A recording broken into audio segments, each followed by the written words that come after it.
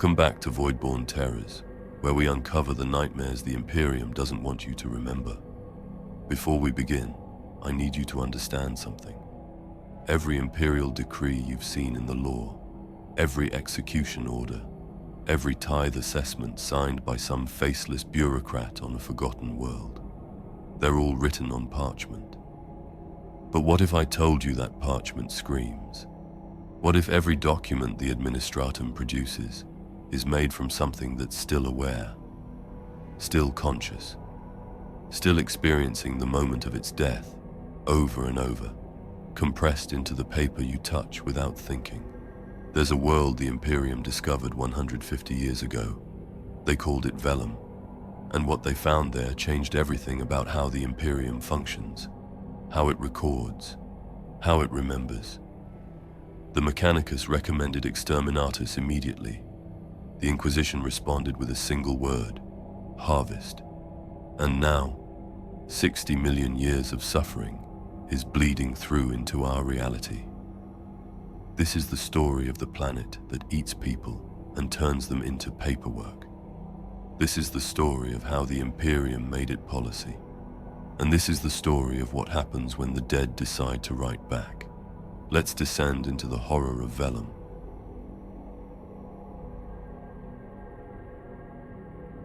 Chapter 1. The Librarian's Confession. There are worse things than dying for the Emperor. I learned that truth on a Tuesday, not during war, not facing Xenos or heretics. I learned it while doing my job, filing parchment in sub-level 47 of the Administratum Tower on Kratos Prime. My name is Hadrian Voss, Junior Archivist, 3rd class, 17 years of service, spotless record, never questioned, never faltered. I sorted the tithe documents, census reports and execution orders with the same methodical care my father had before me and his mother before him. The Imperium runs on parchment. Someone has to organize it. I'm writing this because I need you to understand. I wasn't special. I didn't go looking for forbidden knowledge. I didn't deserve what I found. The archive where I worked was old, not ancient by Imperial standards, but old enough that the ventilation systems wheezed and the lumen strips flickered more often than they stayed lit. The smell of aged parchment was so thick you could taste it. Paper and dust and something else I could never quite place. Something organic, like meat left too long in a warm room. We didn't talk about the smell. That morning started like every other. I arrived at 0600, made my devotions to the God Emperor, and began processing the overnight shipments. 347 documents requiring classification and storage. Tax assessments from a dozen worlds. Troop deployment schedules. A penal transport manifest listing 9,000 souls bound for labor colonies. Standard work. I remember picking up document 212, a census report from a world I'd never heard of, some agri-world in Segmentum Pacificus. The parchment felt wrong the moment my fingers touched it. Not wrong, like spoiled. Wrong like alive. It was warm. Parchment shouldn't be warm, not after spending 3 months in a cargo hold. But this was warm, almost feverish, like skin. I held it up to the flickering lumen light. The text was standard Imperial Gothic, neat and precise, nothing unusual. Yet my hands trembled. I told myself it was nothing. I told myself I was tired. 17 years, and I'd touched 1 million documents. They were just compressed fibers and ink, dead things made to carry dead information. But I couldn't shake the feeling that this one was looking back at me. I filed it, moved on. I tried to forget. The next document felt warm too, and the next. By lunch, my hands were shaking so badly I had to stop. I sat in the archive's break room, a closet with a single metal bench, and stared at my palms. They were red, not burned, just flushed, like I'd been handling something that didn't want to be held. Senior Archivist Melloc found me there. He was 73, bent and grey, with eyes that had read so many documents they'd gone cloudy. "First time you've felt it?" he asked quietly. I looked up. "Felt what?" He didn't answer, just placed a hand on my shoulder. His fingers were cold, trembling, and said, "Don't think about it. Don't ask questions. Just do your work and go home." "But the parchment, I know what it is." His voice cracked. "We all know. Just don't think about it." He left me there. I should have listened. Emperor, forgive me, I should have listened. But curiosity is a sin I've always struggled with. That afternoon, I began paying attention. Really paying attention. The way the parchment shifted texture under my fingertips, smooth one moment and rough the next, like skin covered in goose flesh. The way certain documents seemed heavier than they should be, as though the words themselves had weight. The way the ink sometimes looked red under certain light, even when the text was clearly black. And the sounds. God, Emperor, preserve me, the sounds. At first, I thought it was the ventilation. A faint whisper, rhythmic and wet like breathing. But when I pressed my ear close to a stack of census reports, I heard it clearly. Murmuring. Dozens of voices overlapping, too faint to make out words but unmistakably human. I dropped the stack. Parchment scattered across my desk. One sheet landed text up, a standard execution written from some penal world. As I reached for it, I saw the text move. Just for a second, the letters writhed like insects, rearranging themselves into words that weren't there before. "Help us." I blinked. The text was normal again. Clean Imperial Gothic. Prisoner name, crime, method of execution. Nothing unusual. But I'd seen it. I knew I'd seen it. My shift ended at 1800. I stayed until 22, alone in the archive with 300,000 documents and that wet, whispering sound. I started pulling files at random. Tax records, supply manifests, troop deployment orders. Every single sheet felt warm. Every single sheet whispered. And when I pressed my palm flat against the parchment, I swear I felt something underneath. A pulse. Faint. Irregular, but there. Like a heartbeat. I should have left. Should have gone home. I should have scrubbed my hands raw and forgotten the whole thing. Instead, I went looking for answers. The Administratum archives are vast. Sub-level 47 was just one wing. Below us were older levels, deeper storage, documents dating back millennia. Most were sealed, forbidden without proper clearance. But I knew where Senior Archivist Melloc kept his access codes. "Forgive me, Emperor, forgive me." I descended to sub-level 93 just after midnight. The air was colder there, stale and heavy. The lumen strips barely worked. I used a handheld lamp, its beam cutting through darkness thick as cloth. The shelves stretched endlessly, millions of documents wrapped in preservation cloth. I didn't know what I was looking for. I just looked. Then I found it. A single document, filed incorrectly, tucked between agricultural reports from a 39. The preservation cloth had rotted away. The parchment itself was ancient, yellowed and brittle, but intact. The label on the storage sleeve read, Vellum Harvest Census, M3 9.742, restricted, inquisitorial seal. My lamp flickered.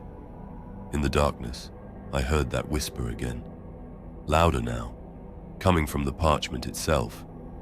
I should have put it back. Should have run. Should have done anything except what I did next. I touched it. The moment my fingers made contact, the world lurched. Not physically. Something deeper. Like reality folded inward and I fell through. Suddenly I wasn't in the archive anymore. I was standing on a plain of white, Not snow, not sand, paper. An endless expanse of parchment stretching to the horizon, textured and fibrous, warm beneath my boots. The sky was wrong, too close, pressing down like a ceiling. And there were people. Thousands of them. They weren't standing. They were on the ground, flattened, compressed into the parchment itself, their bodies two-dimensional, mouths open in silent screams. I could see their eyes moving, tracking me, pleading. I tried to run, couldn't. My legs were sinking. The parchment was soft, viscous, pulling me down. I looked down and saw my own legs beginning to flatten, my flesh spreading across the surface like ink. And then I heard the voice. Not a whisper, a roar. Millions of voices speaking in unison. Write us. Remember us. We are the parchment. We are the words. We are every document you've ever touched.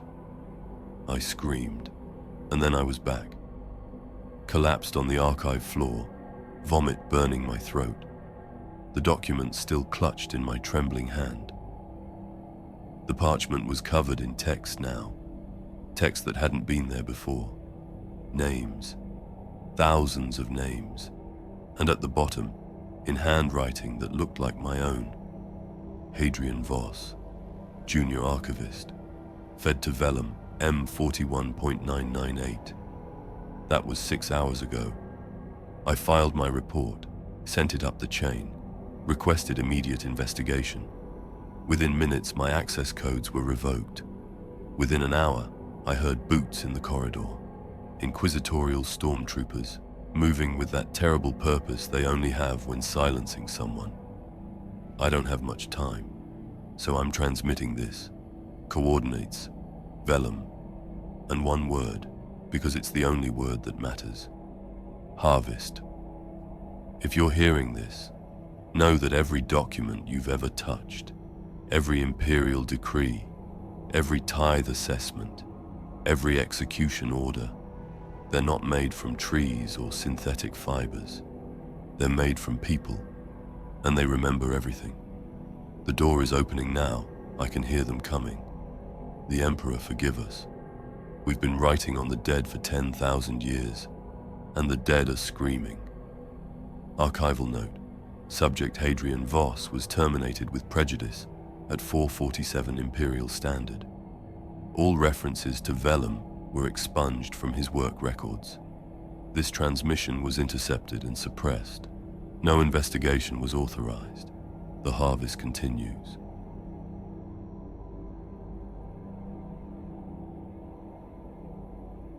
Chapter 2. First Landing. The Paper World. Recovered from Mechanicus Explorator Fleet. Quest for Knowledge. Mission Log 7745.M39. Magos Explorator Jin Terence presiding. I have walked on 17 worlds that defied explanation. I have witnessed phenomena that would shatter lesser minds. I have catalogued impossibilities and made them mundane through understanding. Vellum broke me in 6 days. We detected the planet during a routine survey sweep of the Hadrian Expanse, a backwater region so devoid of strategic value that most cartographers didn't bother mapping it. The auger readings were peculiar. The planet registered as solid mass, yes, but with a surface temperature exactly 36.7 degrees. Human body temperature. Atmospheric composition was breathable. No orbital defenses. No void traffic. No signs of civilization. Just a world hanging in space like a pale eye. My fleet, 2 explorator vessels, the Unrelenting Inquiry and the Luminous Method, achieved orbit after 3 weeks of warp travel. I remember standing on the bridge, staring at the planet through the viewport.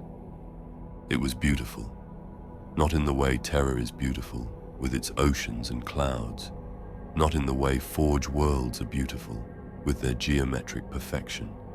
This was different. The entire planetary surface appeared uniform, smooth, colored in shades of cream and amber like aged parchment.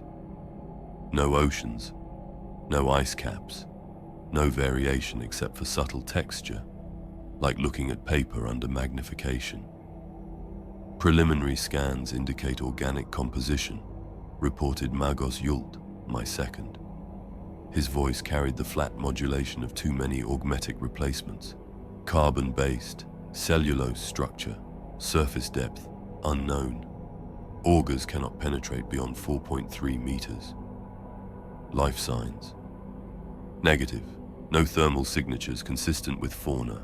No chlorophyll indicators. No bacterial colonies. The planet is... He paused, mechanical fingers twitching. Inert, yet organic. I should have recognized the wrongness then. Organic but not alive. Warm but not heated by a core. Breathable atmosphere with no apparent source of oxygen production. But I was curious. The Omnissiah, forgive me, I said, because I was curious. We landed 3 days later. The drop site was chosen at random, a flat expanse near the equator. As our lander descended through the atmosphere, I watched the surface resolve into greater detail. What appeared smooth from orbit revealed itself as textured, fibrous, covered in fine lines like grain. Like wood grain, but softer, more deliberate. The landing struts touched down with a gentle hiss. No dust plume, no debris. The surface simply compressed slightly under our weight, then settled. I was the third to disembark.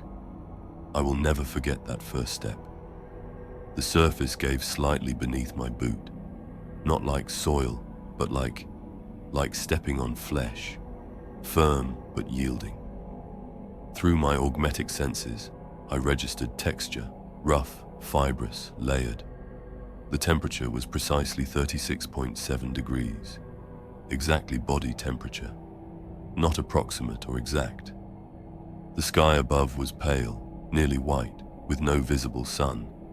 The light came from everywhere and nowhere, diffuse and shadowless. It reminded me of standing inside a sealed room with white walls, claustrophobic despite the open horizon. Magnificent, breathed Magos Yult, kneeling to examine the surface. He scraped a sample with his servo arm. The surface peeled away in thin sheets, like paper. Cellulose, lignin, compressed organic fibers.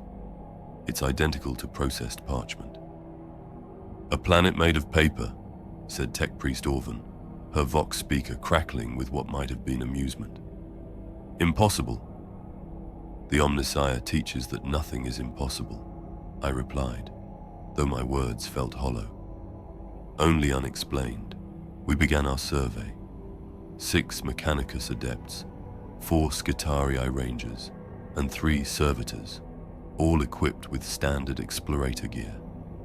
We moved in formation across the parchment plain, taking samples, recording data, searching for anything that might explain this world's existence. The surface stretched endlessly in every direction, flat, uniform, unbroken except for occasional creases, like paper that had been folded and smoothed again.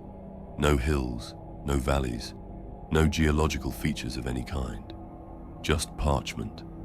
After 2 hours of walking, Tech Priest Orvan stopped. Magos, listen. We fell silent. At first I heard nothing.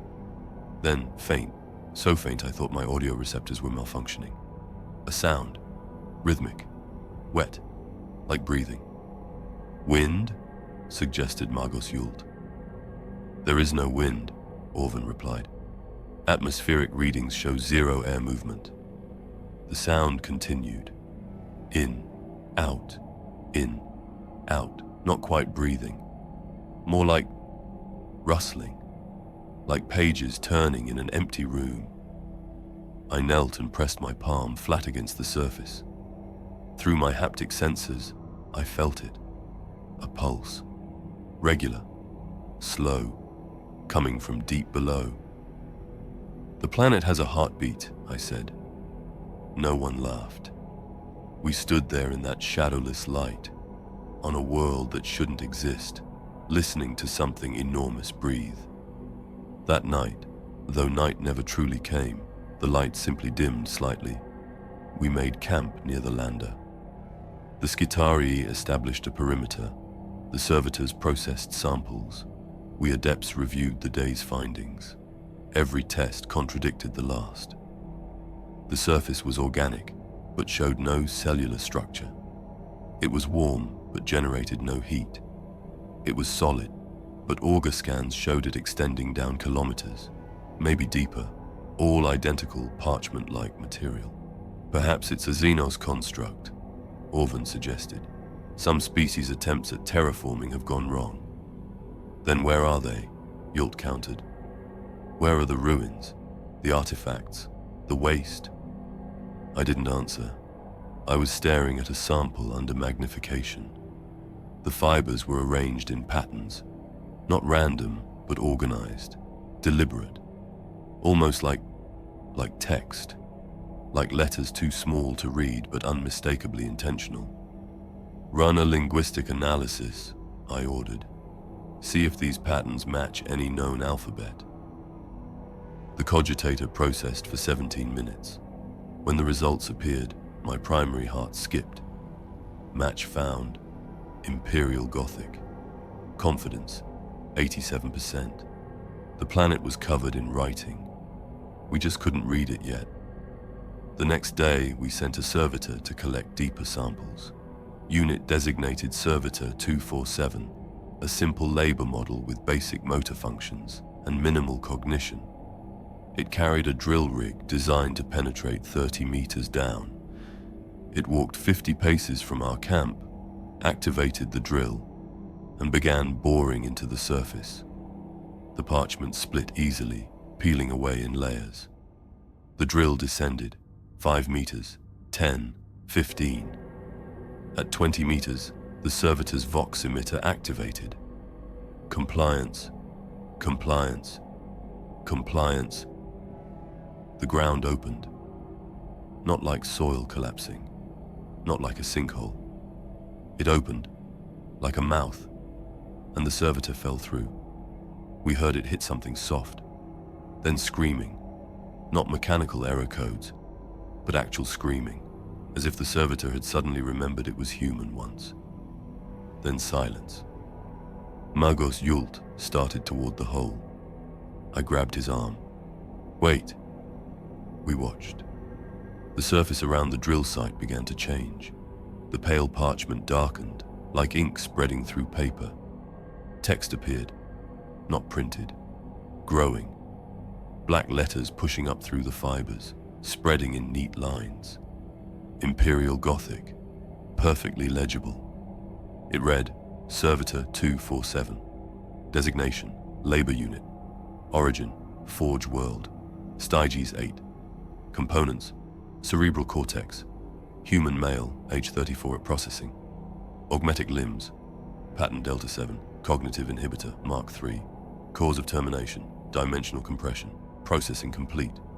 Then beneath that, memory extraction. 247 individual experiences archived.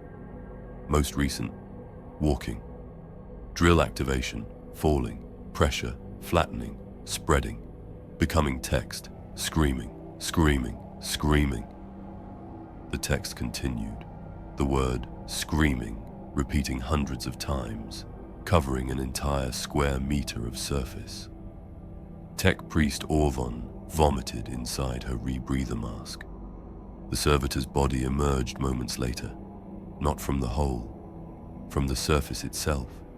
It rose like a relief sculpture, pressed flat into the parchment, every detail preserved in 2 dimensions. Its limbs were spread eagle. Its face, what remained of organic tissue, was frozen in an expression of agony. And across its chest, written in the servitor's own flattened blood, were more words. Thank you for feeding me. I transmitted the emergency Vox immediately. Requesting inquisitorial consultation. Planet surface exhibits non-Euclidean biological properties inconsistent with known Xenos taxonomy. Recommend exterminatus protocols. The response came in 10 minutes. One word: harvest. Chapter 3. The harvest begins. The inquisitorial fleet arrived 16 days after Magos Terence's distress call. 12 vessels. Not warships, cargo haulers, prison barges, and one black ship, its hull so dark it seemed to devour light. Terrans met Lord Inquisitor Meridian on the surface, beside the flattened remains of Servitor 247. The body was still there, pressed into the parchment like a specimen slide, text crawling across its two-dimensional flesh in endless loops of screaming. "You recommended exterminatus," Meridian said. His voice was calm, almost bored. He was a thin man, old beyond counting, with augmetic eyes that clicked and whirred as they focused. "Why?" "Because this planet is an abomination," Terrans replied. "It consumes organic matter and transforms it into parchment." "Yes, I read your report." Meridian knelt beside the servitor's flattened corpse, running a gloved finger across the text. "Excellent quality, minimal degradation, self-inscribing. Do you know how much the administratum pays for parchment annually, Magos?" Terrans stared. "This is not about cost. 17 billion thrones. That's the conservative estimate. Parchment for every decree, every tithe ledger, every execution order. Every ship manifests across 1 million worlds. The Imperium runs on paper, Magos Terrans. Without it, we would collapse faster than any Xenos invasion could manage." Meridian stood, brushing dust from his coat. Except there was no dust on Vellum. Only that faint, perpetual warmth. "Exterminatus is denied. We will harvest." "You cannot be serious." "I am always serious." Meridian's augmetic eyes clicked. The Emperor provides, even in horror. Especially in horror. Nothing is wasted in his Imperium, not victory, not defeat, and certainly not a self-replenishing source of the single most essential resource we possess. "People will die." "People are always dying, Magos. The only question is whether their deaths serve the Imperium or simply feed the worms. Here at least they will serve." Meridian gestured to the prison barges descending from orbit, their engines screaming. "Vellum will be designated an Imperial resource world, class Omega Harvest. All output classified, all personnel expendable, and you, Magos Terrans, will oversee the industrial implementation. Consider it a penance for wasting my time with talk of exterminatus." That was how the harvest began. Not with war, not with heroism, with requisition forms. The first shipment arrived within a week. 4,000 prisoners from the penal world of Carcery 9. Murderers, heretics, traitors, tax evaders, unsanctioned psychers, those who'd spoken against the administratum, anyone deemed expendable. They were marched down the cargo ramps in chains, blinking in Vellum's shadowless light. Most didn't understand where they were. Some prayed. A few laughed, thinking anything was better than the cells they'd left behind. They were wrong. Terrans watched from a safe distance as Arbite's overseers organized them into lines. The prisoners stood on the parchment surface, confused, waiting for orders that never came. Meridian activated a voxcaster. His voice boomed across the plain. "By decree of the Holy Ordos and the authority vested in me by the God Emperor of mankind, you have been deemed expendable in service to the Imperium. Your deaths will be recorded. Your sacrifice will be eternal. May the Emperor have mercy on your souls." He cut the transmission. "Now what?" asked one of the Arbites. Meridian smiled. "Now we wait." It took 11 minutes. The parchment beneath the prisoners began to soften. Not visibly, they didn't sink at first. But Terenz's auger readings showed the surface temperature spiking. 37 degrees, 38, 40. Then the screaming started. The prisoners looked down.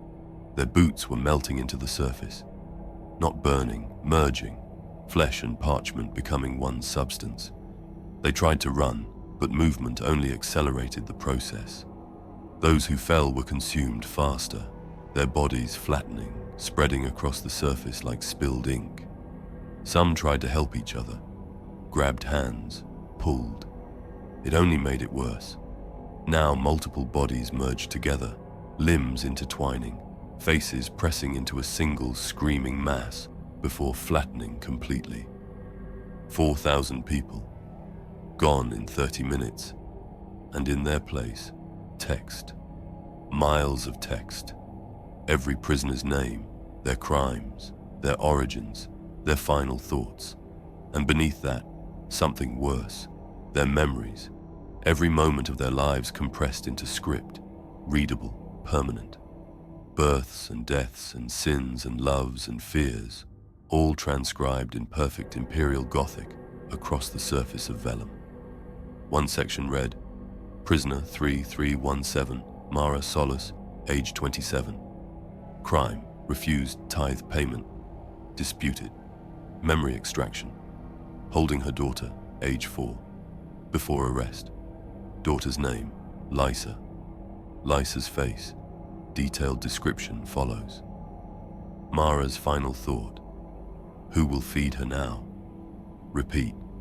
Who will feed her now? Who will feed her now? Who will...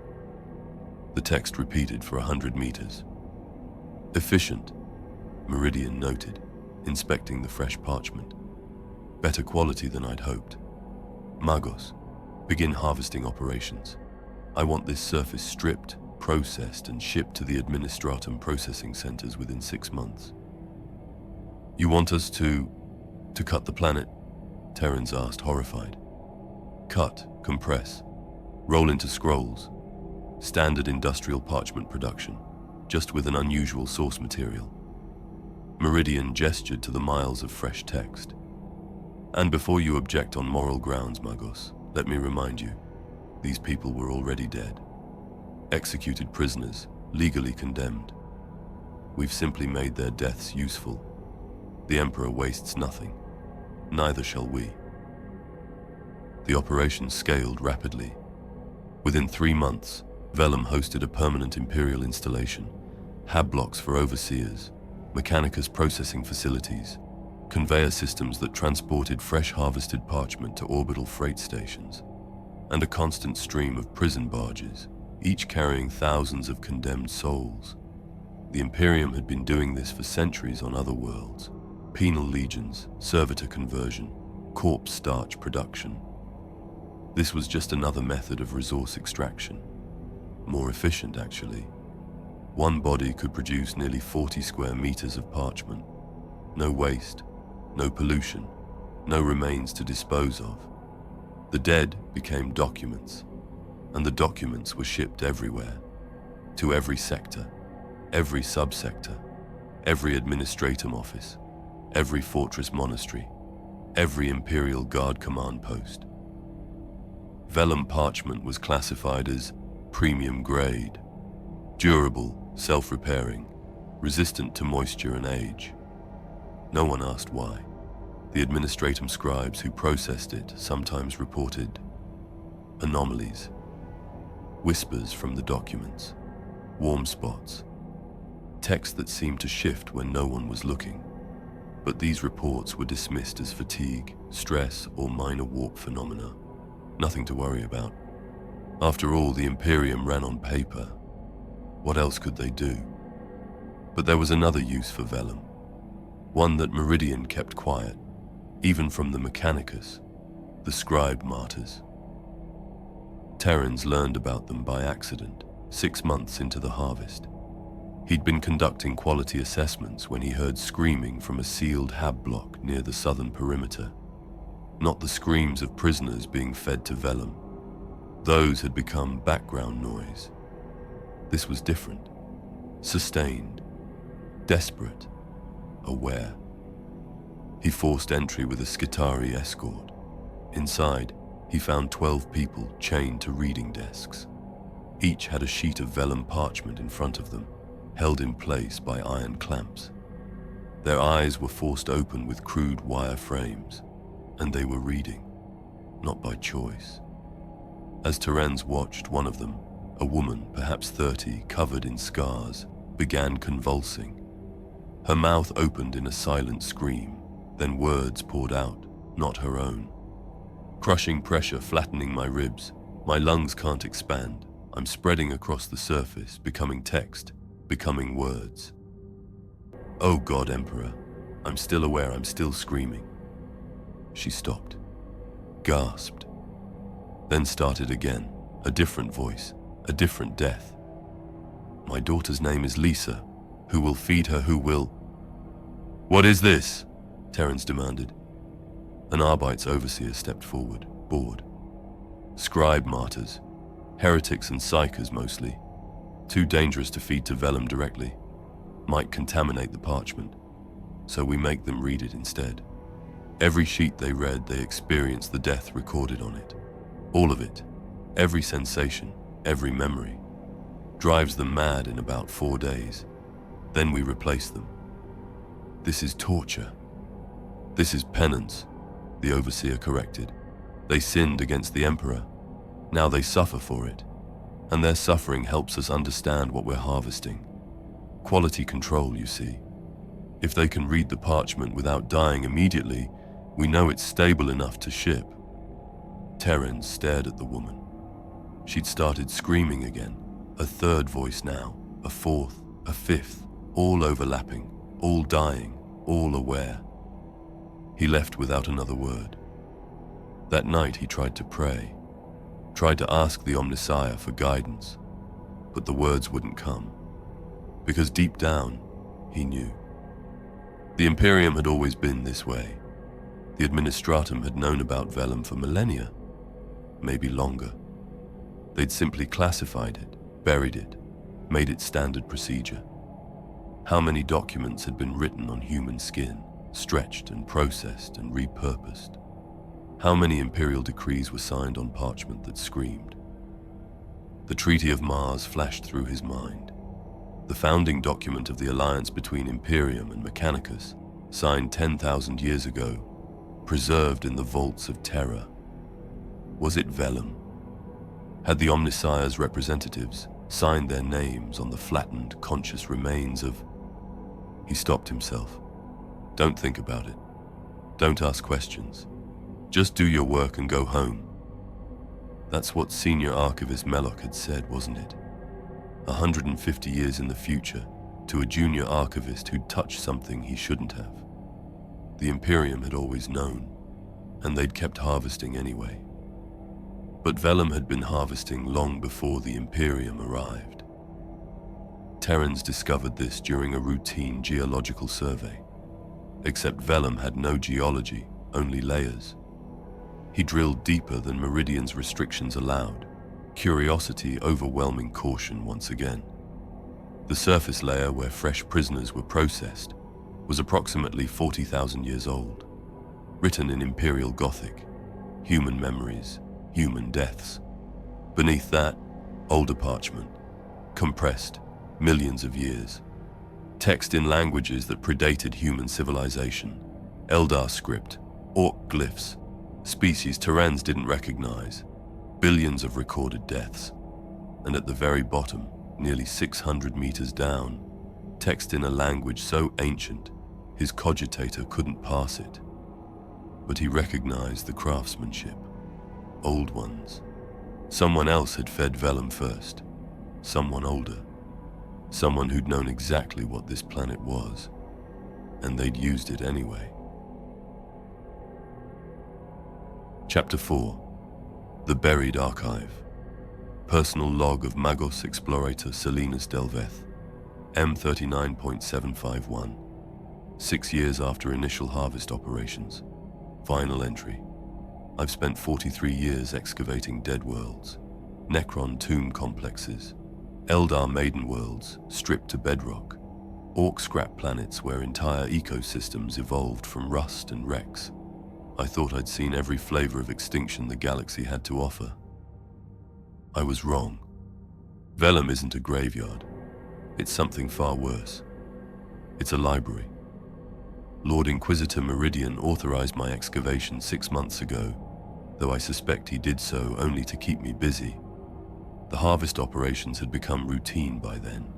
3 prison barges per week, each carrying 5,000 condemned souls. The screaming had become white noise. The text spreading across the surface had become just another resource to be collected, processed, shipped. But I couldn't stop thinking about what Magos Terens had found in his illegal drilling operation before Meridian reassigned him to some forgotten forge world. Pre-human layers, alien script, evidence that Vellum had been doing this for millions of years before the Imperium arrived. I needed to know why. So I assembled a team, 4 tech priests, 8 servitors, 2 combat automata in case we encountered hostiles, and drilling equipment designed to penetrate 600 meters straight down, deeper than anyone had gone before. Meridian approved the request without even reading it. He was too busy calculating profit margins. We started drilling in the southern hemisphere, far from the harvest zones. The first 100 meters were exactly what we expected. Compressed parchment, text in Imperial Gothic, human memories pressed flat and layered like geological strata, names, faces, final thoughts. 40,000 years of Imperial sins recorded in microscopic detail. At 127 meters, the text changed. The Imperial Gothic stopped. In its place, Eldar script, flowing, elegant, utterly alien. My linguistic cogitators translated fragments. Poetry about stars dying, songs of sorrow, warnings about the hunger that writes. Thousands of Eldar, flattened and recorded, their memories preserved in exquisite, terrible detail. Tech priest Aurum, who'd studied Xenos linguistics before joining the Mechanicus, went pale when she read one passage. We thought it was a gift from the Old Ones, a place to preserve knowledge eternal. We were fools. It doesn't preserve, it digests, and it's still hungry. How old? I asked. The script style dates to pre-fall Elder civilization, before Slanesh, before humanity even discovered fire. Her voice trembled. This layer is at least 60 million years old. We kept drilling. At 298 meters, orc glyphs, crude, simple, brutal. Not the pigeon low Gothic that modern orcs use, but something older, primitive. The text repeated the same phrase over and over in thousands of variations. We fought good. We died good. Why are we still here? Why are we still screaming? At 403 meters, species we didn't recognize, insectoid anatomical descriptions, crystalline memory structures, things that thought in mathematics and died in equations, all of them flattened, recorded, aware. At 536 meters, more species, dozens, hundreds, civilizations that rose and fell and left no trace except here, in Vellum's endless layers, their deaths archived forever. And at 582 meters, we found the Old One's text. It wasn't written, not exactly. It was intention made solid, concepts so fundamental they existed independent of language. My cogitators struggled to translate, producing fragmentary outputs that hurt to read. Universal Archive / knowledge preservation / all thought recorded / nothing forgotten / gift to younger races / immortality through documentation. They built this, I whispered. The Old Ones, during the war in heaven. They created Vellum as a repository for knowledge. Why? Asked Tech Priest Aurum. I didn't answer immediately. I was reading deeper, parsing the Old One's intentions, embedded in the parchment itself. And slowly, horribly, I understood. The war in heaven was a war of extinction. The Old Ones fought the Citan and their Necron servants, and both sides knew they might lose everything.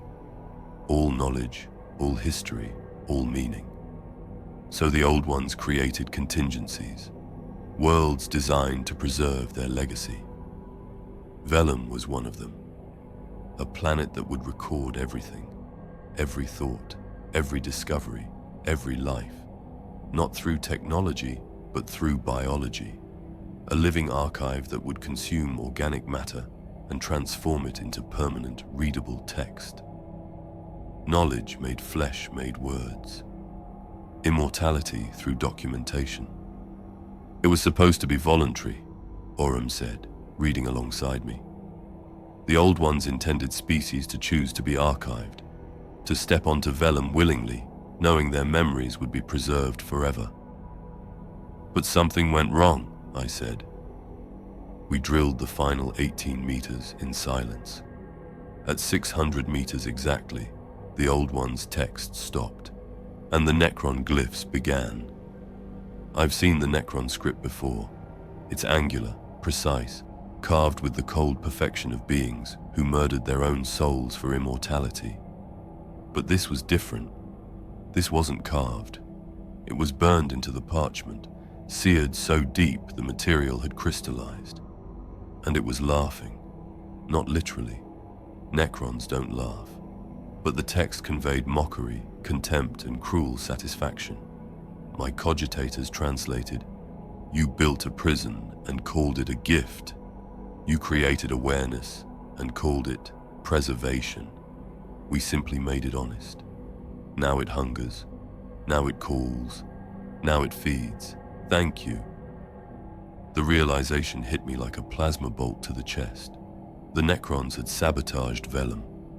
During the war in heaven, when they were slaughtering the Old Ones' creations, they'd found this planet and corrupted it, changed its fundamental nature, transformed a willing archive into a predator. They'd made it hunger, made it call to organic life, made it impossible to refuse. Vellum wasn't supposed to consume people against their will. It was supposed to be a choice. Step onto the surface, accept transcription, become immortal through documentation. Peaceful, voluntary. The Necrons had twisted that. Now Vellum needed to feed. It broadcast a psychic lure, subtle but persistent, drawing civilizations to it across millions of years. The Eldar had come. The Orcs had come. 1,000 other species had come, thinking they'd found something valuable, something useful. And Vellum had eaten them all. "We need to leave," Aurum said. "We need to tell Meridian. If Vellum is actively luring people here..." "He already knows," I said quietly. "That's why the Imperium is harvesting it. Vellum called to us, and instead of fleeing, we industrialized it. That's what we do. That's what we've always done." I turned back to the drill site. We'd reached the deepest layer, 600 meters down, 60 million years of compressed death, and something was moving down there. Not text, not parchment, something underneath. "Magos," whispered one of the servitors. "Unit 901, a labor model with minimal cognition." "Magos, I can hear. Hear what?" "Everything. Everyone. They're all still there. All still aware. Eldar and Orc and humans and things without names.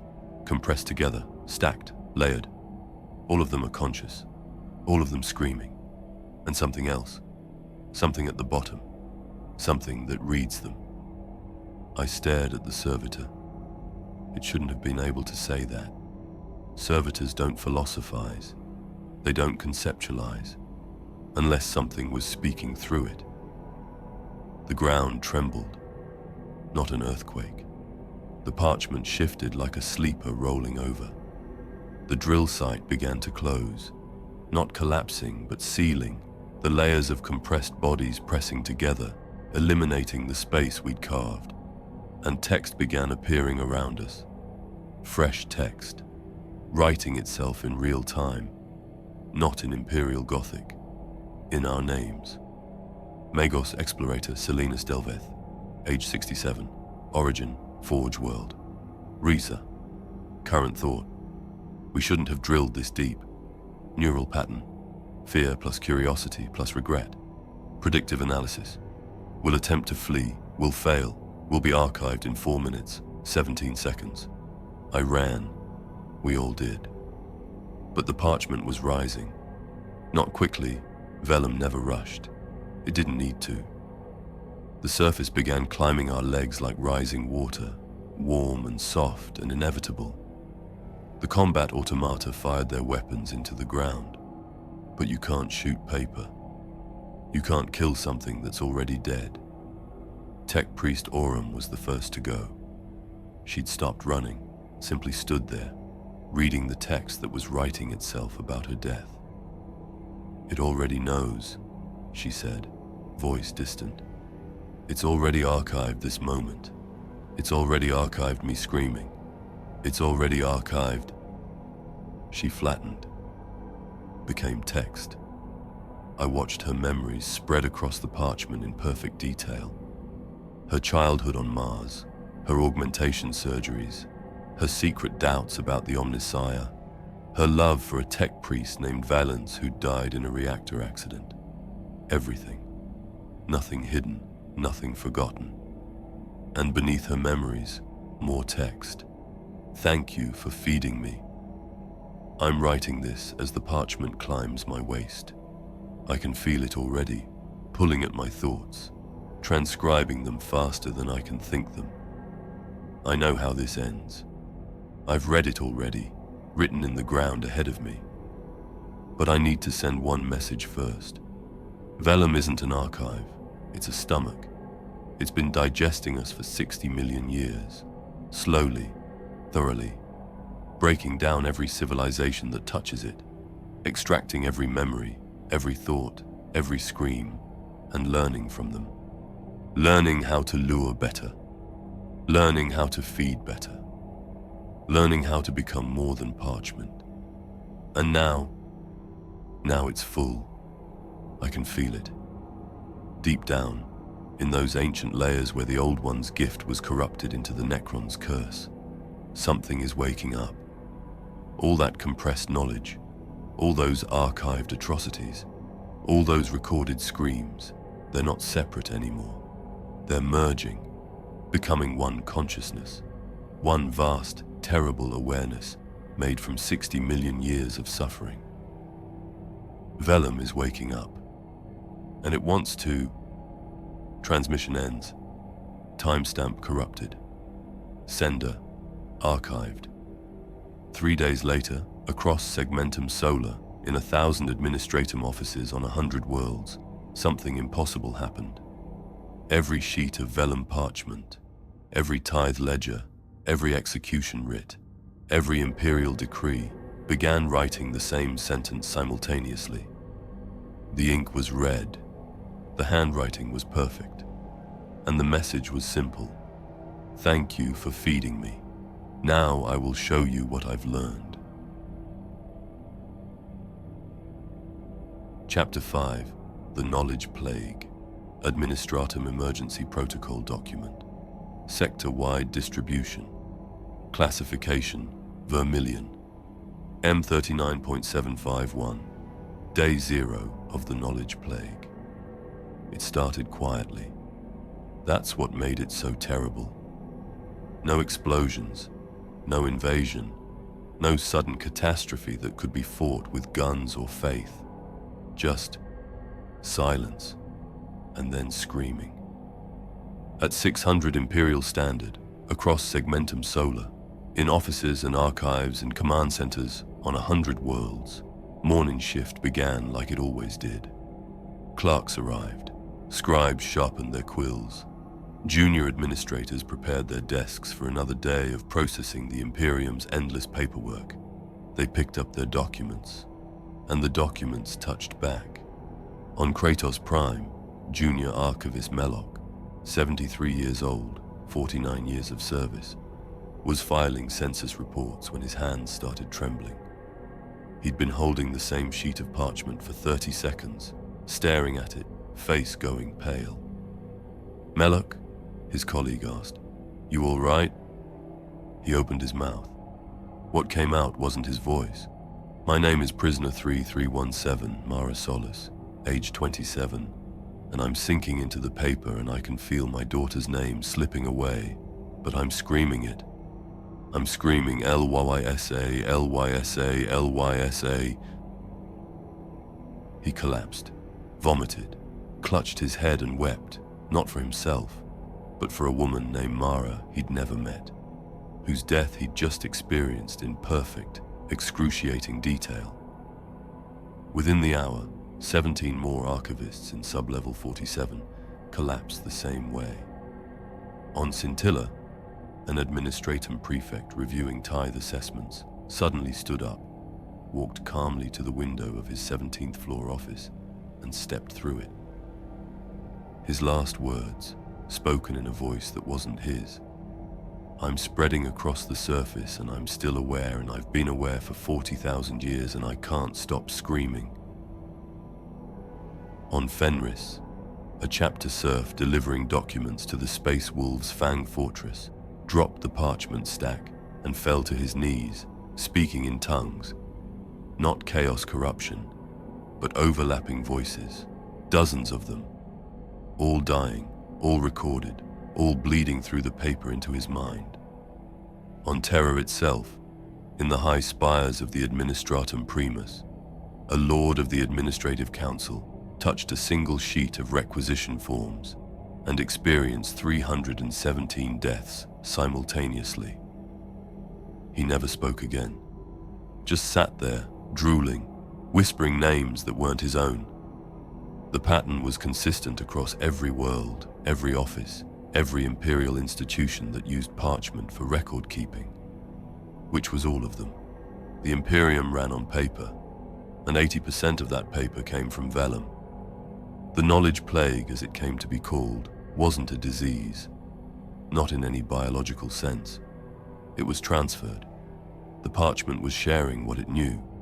Every death recorded on Vellum, every flattened prisoner, every consumed soul, every moment of agony preserved in text, was bleeding through, forcing itself into the minds of anyone who touched it. You'd pick up a document, read a few words, and suddenly you weren't yourself anymore. You were Mara Solis, watching your daughter through prison bars. You were an Eldar Farseer, feeling the paper pull you down into flatness. You were an Orc warboss, screaming in confusion as your three-dimensional body became two-dimensional text. You were a million different people, dying a million different ways, all at once. And unlike the scribe martyrs, who'd been trained, brutalized into enduring this, ordinary citizens had no defense, their minds shattered. Some went catatonic, some went violent, clawing at their own skin, trying to peel away memories that weren't theirs. Some simply died, their hearts stopping from the sheer psychological trauma. Within 72 hours, the Imperium's bureaucratic machine ground to a halt. No one would touch the documents. Lord Inquisitor Garst Meridian stood in his command chamber aboard the black ship Eternal Censure, watching reports flood in from across the sector. His augmetic eyes clicked rapidly, processing data faster than any human could. The numbers were catastrophic. 14 million Imperial functionaries incapacitated or dead. Thousands more are affected every hour. Supply chains collapsing. Tithe collection suspended. Military deployments stalled because no one would touch the orders. And it was spreading, not geographically. The plague didn't move through space, it moved through usage. Every time someone touched vellum parchment, they risked infection, and vellum parchment was everywhere, in every office, every fortress, every ship, every home where Imperial decrees were posted. 60 million years of archived suffering, all trying to force itself into the present simultaneously. "Options," Meridian said to his assembled staff. "Burn it, suggested one of his inquisitorial acolytes. Burn every sheet of vellum parchment. Destroy the source. Calculations suggest that would require burning approximately 80% of all Imperial documentation, replied a Mechanicus advisor. Tax records, legal precedents, ship registries, military command structures, historical archives. The Imperium would lose institutional memory going back millennia. Chaos would follow within weeks. Then quarantine it, seal it away. Where? In whose archives? On which worlds? The parchment is already distributed across 1 million planets. We'd need to identify every sheet, every document, every scrap. Impossible without the very records we're trying to quarantine. What about Vellum itself? Exterminatus the planet. End the source. Meridian's mechanical eyes focused on the speaker, a young interrogator, still naive enough to believe in clean solutions. If we destroy Vellum, the existing parchment doesn't disappear. The plague continues. We simply lose access to the resource. Next suggestion. The room fell silent, because everyone knew the real answer. The answer Meridian had known from the moment the first reports came in. We continue, Meridian said finally. Continue the harvest. Continue distribution. Continue operations. My lord? The interrogator's voice cracked. People are dying. People are always dying. The question is whether we maintain the Imperium's function while they do. Meridian pulled up a hololith display showing the sector's administrative structure. Red markers, plague incidents, spread like infection across the map. But the infrastructure itself remained intact. The knowledge plague affects individuals, not systems. We can replace personnel. We cannot replace 10,000 years of administrative precedent. But no one will volunteer to handle the documents. Then we won't ask for volunteers. Meridian's voice was cold, final. We'll make it mandatory. Administratum service is compulsory. Those who refuse will be executed for dereliction. Those who survive the plague will be promoted. Those who don't, he gestured dismissively, will be recycled, corpse starch, servitor conversion, nothing wasted.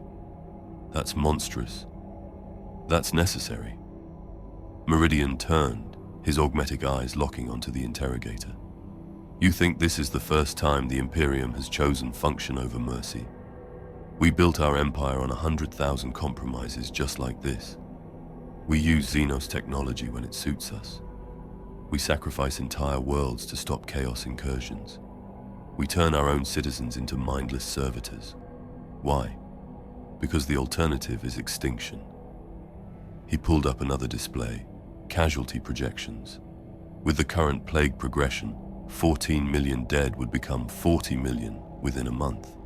But if the Imperium stopped using parchment entirely, if they tried to rebuild their administrative systems from scratch, the projected deaths from systemic collapse reached into the billions.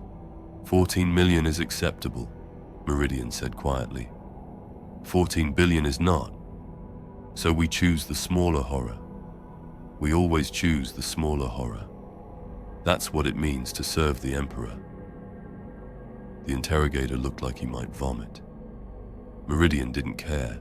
He drafted the order himself. Administratum Directive 8847-Vellum. Authorization: Lord Inquisitor Gast Meridian, Ordo Hereticus.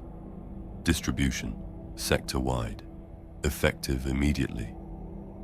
Continued harvest operations on Vellum are hereby authorized and classified as critical infrastructure.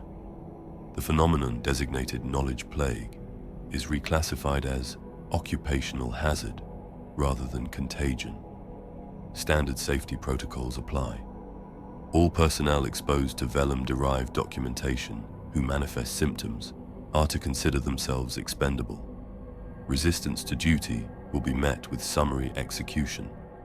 Replacement personnel will be recruited from penal populations, conscript levies, and voluntary service.